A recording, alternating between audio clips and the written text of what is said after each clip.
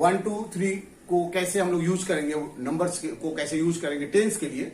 अब हम लोग दूसरा टॉपिक जो पढ़ने जा रहे हैं वो ठीक 1 2 3 जो लोग समझते होंगे, जिन्होंने सीखा होगा 1 2 3 से टेंस को सीखना, वही सिर्फ समझ पाएंगे। और हमारे यहाँ के स्टूडेंट जो ब्रिटन नेशनल इंस्टीट्यूट के स्टूडेंट है वही सिर्फ समझ पाएंगे कि ये इसके बाद का जो टॉपिक हम लोग दूसरा जो वीडियो है वो है पॉइंट।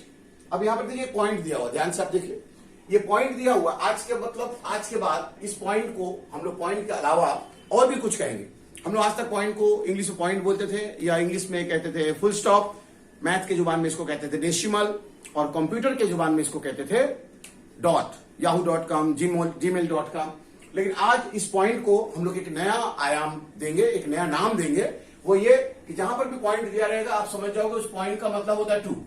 जहां पर भी पॉइंट दिया रहेगा या जहां पे 2 दिया हुआ है आप समझ जाओगे उस 2 का मतलब पॉइंट है। जैसे आप यहां पर एक नंबर लिखा हुआ है 23 और यहां पे एक नंबर लिखा हुआ है 2.3 और दोनों आपस में बराबर नहीं है।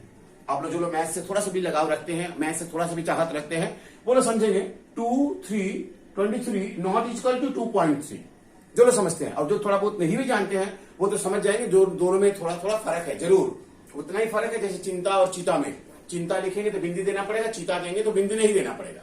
वैसे ही 2-3 और 2-1-3 में आप सबसे पहले सब्जेक्ट ले लीजिए। मैंने पहले ही बताया था आप सबसे पहले एक सब्जेक्ट ले लो।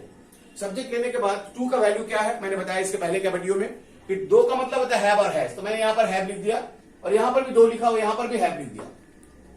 यहां पर 2 को काट दिया, यहां पर भी 2 को काट दिया।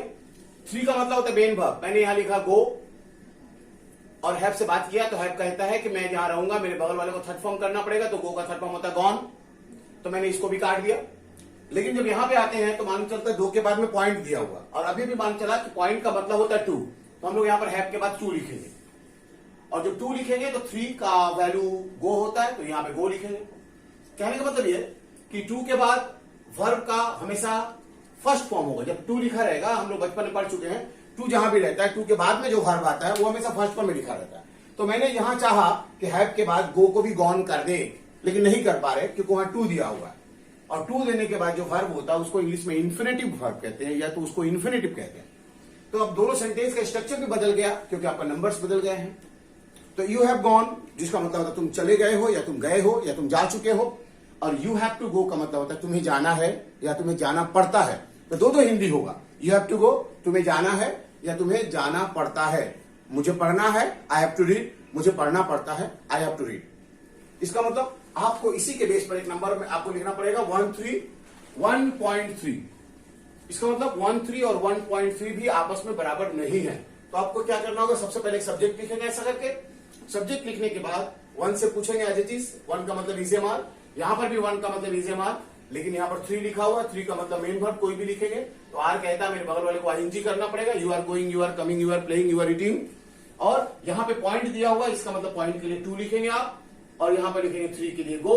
अब यहां चाहकर भी आप गो को गोइंग नहीं कर सकेंगे क्योंकि पॉइंट दिया हुआ है, पॉइंट का मतलब 2, और जब भी किसी वर्ब के पहले 2 आ जाता है तो वो वर्ब विल रिमेन अनचेंज्ड, इसलिए ये दोनों आपस में बराबर नहीं है। तो यू आर गोइंग का मतलब होता है तुम जा रहे हो और यू आर टू गो का मतलब होता है तुम जाने वाले हो या तुम जाने को हो। तो इस तरह से हम लोगों ने इंग्लिश को एक ऐसे मुकाम पर पहुंचाया जहां पर आपको हर तरह के नंबर को आपको सीखना पड़ेगा। अब आप इसको थोड़ा डेकोरेट करेंगे, आप इसको मोटिवेट करेंगे, तो इसको जब जनरेट करेंगे कि यहां पर आप 2 वर्ड और भी लिख सकते हैं, वो है अबाउट, या एक वर्ड लिखेंगे लाइकली।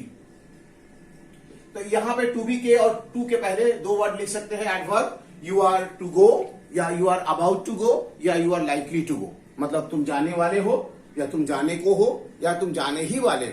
इस तरह से आपको सेंटेंस बना सकते हैं। यहां पर हम लोग इस वीडियो में पढ़े the value of point in English. Thank you.